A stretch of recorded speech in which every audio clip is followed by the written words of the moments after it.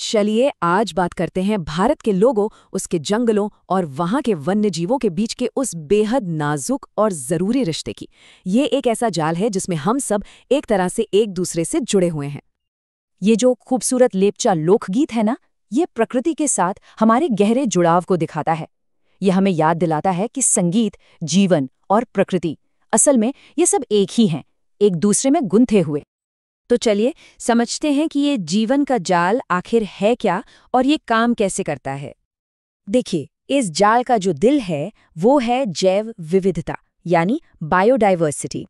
इसका मतलब सिर्फ अलग अलग तरह के जानवर या पेड़ पौधे नहीं है, बल्कि ये एक पूरा का पूरा सिस्टम है जहां हर एक जीव, चाहे वो कितना भी छोटा या बड़ा हो, एक दूसरे पर निर्भर है।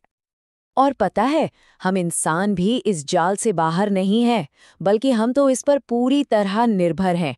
जिस हवा में हम सांस लेते हैं, जो पानी हम पीते हैं और जिस मिट्टी से हमारा खाना उगता है, वो सब इसी सिस्टम की देन है। इसके बिना तो हम जी ही नहीं सकते, सीधी सी बात है। लेकिन ये जो कीमती खजाना है, ये जो नाजुक सा बैलेंस है, आज ये बहुत बड़े खतरे में है। और इसकी वजह हम खुद हैं। जरा सोचकर देखिए, 20वीं सदी की शुरुआत में भारत के जंगलों में लगभग 55,000 बाघ शान से घूमते थे। ये नंबर उस वक्त की मजबूत बायोडाइवर्सिटी का एक जीता जागता सबूत था। और फिर 1973 आते आते ये संख्या घटकर सिर्फ 1827 रह गई। ये सिर्फ एक नंबर नहीं था, ये एक अलार्म था, एक बहुत बड़ी खतरे की घंटी। तो सवाल उठता है, ऐसा हुआ कैसे? वजह कई थी। व्यापार और पारंपरिक दवाओं के लिए उनका अवैध शिकार बढ़ गया। इंसानों की आबादी बढ़ने से उनके रहने की जगह यानी जंगल सिकुड़ते चले गए, और यहाँ तक कि जिन जानवरों का वो शिकार करते थे उनकी भी कमी हो गई। देखिए, जब इकोसिस्टम का राजा ही गायब हो जाए तो पूरा का पूरा सिस्टम डगमगा जाता है। तो इस बड़े संकट को देखकर भारत सरकार ने भी कमर कसी और वन्य जीवों को बचाने के लिए एक बहुत बड़ा प्लान शुरू किया। ये सब शुरू हुआ 1972 में, जब भारतीय वन्यजीव संरक्षण अधिनियम लागू हुआ। इसने एक मजबूत कानूनी ढांचा दिया। फिर ठीक अगले साल 1973 में लॉन्च हुआ प्रोजेक्ट टाइगर, जो दुनिया के सबसे बड़े वाइल्ड लाइफ कैंपेन में से एक था। और अच्छी बात ये थी कि ये कोशिशें सिर्फ बाघों तक नहीं रुकी। आगे चलकर तितलियों, कीड़ों और यहाँ तक कि पहली बार पेड़ पौधों को भी इस सुरक्षा कवच में शामिल किया गया। अब मैनेजमेंट के लिए जंगलों को 3 हिस्सों में बांटा गया। आरक्षित वन को आप देश का खजाना समझ सकते हैं, जहां सबसे ज्यादा सुरक्षा होती है। संरक्षित वन भी प्रोटेक्टेड हैं, लेकिन इन्हें और खराब होने से बचाया जाता है। और फिर हैं अवर्गीकृत वन, जिनकी देखभाल सरकार और स्थानीय लोग मिलकर करते हैं। लेकिन कहानी सिर्फ सरकारी कानूनों पर खत्म नहीं होती, क्योंकि इस कहानी के असली हीरो तो वो लोग हैं जो जमीन पर रहते हैं। वो स्थानीय समुदाय जिन्होंने अपने जंगलों को बचाने के लिए जो किया, वो कमाल है। चिपको आंदोलन, इसका नाम तो सबने सुना होगा। जरा उस तस्वीर को सोचिए। लोग पेड़ों से चिपक गए ताकि उन्हें कोई काट ना सके। ये सिर्फ एक विरोध नहीं था, ये प्रकृति के साथ एक अटूट बंधन का ऐलान था। इस आंदोलन ने पूरी दुनिया को दिखा दिया कि जब लोग एक साथ खड़े हो जाएं, तो कुछ भी मुमकिन है। और ऐसी ही एक और कमाल की कहानी है राजस्थान के सरिस्का की।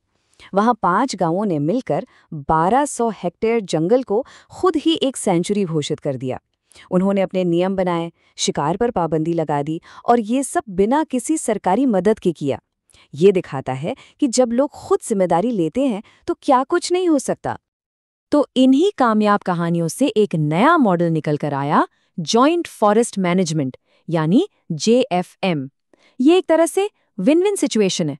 मतलब स्थानीय लोग जंगल की देखभाल करते हैं और बदले में उन्हें जंगल से फल, शहद और दूसरी गैर लकड़ी चीजें लेने का हक मिलता है। इससे उन्हें जंगल बचाने के लिए सीधी प्रेरणा मिलती है। और जानते हैं, भारत में संरक्षण का ये जज्बा कोई नया नहीं है। इसकी जड़ें तो हमारी सदियों पुरानी परंपराओं और आध्यात्मिक सोच में हैं। जैसे कि पवित्र उपवन या सेक्रेड ग्रोव्स। आप इन्हें कुदरत का मंदिर समझ सकते हैं। ये जंगल के वो हिस्से हैं जिन्हें देवी देवताओं का घर माना जाता है। यहाँ किसी भी तरह की दखलंदाजी मना होती है, जिसकी वजह से ये जंगल आज भी अपने असली रूप में मौजूद हैं, एक तरह की लिविंग लेबोरेटरी। और ये सिर्फ जंगलों तक ही सीमित नहीं है। पेड़ों की पूजा तो हमारी संस्कृति का हिस्सा रही है।